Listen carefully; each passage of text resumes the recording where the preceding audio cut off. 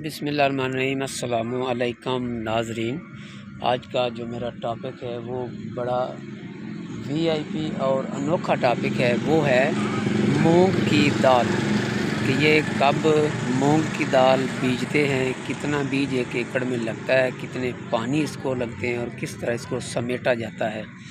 ये सब कुछ मैं आपको इस वीडियो में बताऊंगा कि ये मूंग की जो दाल है ये साल में 2 मरतबा काश्त की जाती है, लगाई जाती है। आगे बढ़ने से पहले मेरी आपसे रिक्वेस्ट है कि अच्छी बात सदका जारिया होती है, यही आप मेरी मदद कर सकते हैं। इसे लाइक और शेयर ज़रूर करें और दूसरों के साथ भी इसे शेयर करें। तो चलते हैं टॉपिक की तरह। मूंग की दाल साल में 2 मरतबा काश्त की जाती है। एक दफ़ा काश्त हम करते हैं फरवरी और मार्च में, और दूसरी मरतबा हम इसे काश्त करते हैं जून और जुलाई में। बाज़ लोग हमारे ऐसे होते हैं वो फौरी तौर गंदम के बाद इसको काश्त करते हैं। गंदम के बाद भी आप काश्त कर लें तो किसी किस्म की कोई परेशानी नहीं है, लेकिन मैं इतना बात ज़रूर कहूँगा कि जब भी आप कोई भी फसल काश्त करें तो साल में एक दफ़ा अपनी ज़मीन को कंप्यूटराइज ज़रूर करवा लें, ताकि जब आप पानी लगाएं तो हर पौधे को बराबर पानी लग सके। क्योंकि कंप्यूटर वाली ज़मीन जदीद दौर है तो हमें इससे फ़ायदा उठाना चाहिए। 1000-1500 रुपये की बात नहीं है। तो ज़मीन को हर साल में एक दफ़ा ज़रूर कंप्यूटर करवाएं। और मज़े की बात ये, जो आपकी ज़मीन सलाब की शक्ल अख्तियार कर जाती है या बहुत ही ज़्यादा सख्त है, वहाँ पे ख़तरा होता है मूंग की दाल को। अदरवाइज़ आप रेतली ज़मीन हो, मैरा ज़मीन हो, सख्त ज़मीन के अलावा जिस किस्म की ज़मीन हो, जिस मर्ज़ी इलाके में आप मूंग की दाल, जिसे हम मूंगी की दाल कहते हैं, जब हम दुकान से लेने जाते हैं उसे कहते हैं भाई मूंगी दी दाल दे दो सानू, आप काश्त आसानी से कर सकते हैं। किसी किस्म की कोई परेशानी वाली बात नहीं है।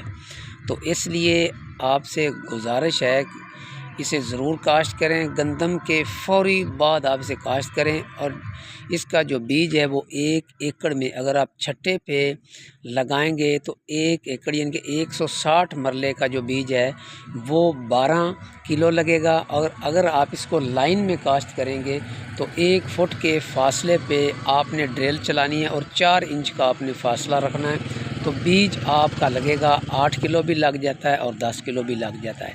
एहतियातन 1 किलो आपने ज़्यादा उसमें बीज डालना है, और जब छट्टा आपने लगाना है एहतियातन आपने 1 किलो बीज ज़्यादा डालना है। हो सकता है आपको बीज अच्छा ना मिला हो, लेकिन जब भी आपने बीज लेना है तो आपने रसीद ज़रूर लेनी है और अपना टेलीफ़ोन नंबर, अपना नाम ज़रूर रसीद पे लिखवाना है, क्योंकि आपने ख़र्च करना है। ये 3 माह की फ़सल होती है। 75 दिनों में अल्हम्दुलिल्लाह ये तैयार हो जाती है। और इसको जो पहला पानी आपने लगाना है वो आपने 15 दिनों के बाद लगाना है, और जो दूसरा पानी है वो आपने लगाना है जब ये फूल पे आ जाए, और तीसरा पानी आपने उस वक्त लगाना है जब इसमें दाना बन रहा हो, उस वक्त आपने तीसरा पानी लगाना है।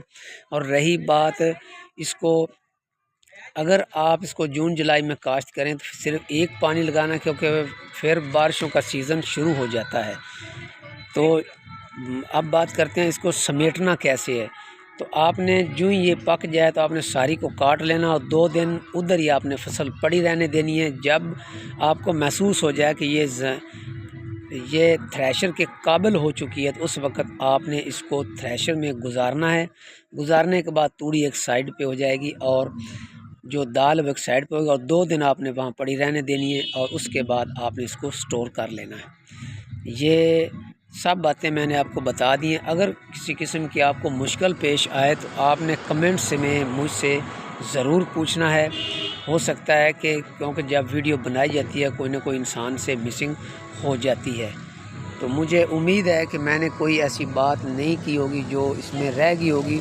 बाकी रहा खाद, तो DAP खाद आपने इसको ज़रूर डालनी है, और यूरिया खाद आपने इसको पहले पानी के साथ या लिक्विड में डाल दें तो ज़्यादा बेहतर है। अगर आपने छट्टा देना तो आप छट्टा भी डाल सकते हैं। अगर सल्फ़र का लगाना मुनासिब समझो तो पहले पानी के साथ ज़रूर लगाएं, मैं इजाज़त चाहता हूँ। अल्लाह हाफ़िज़।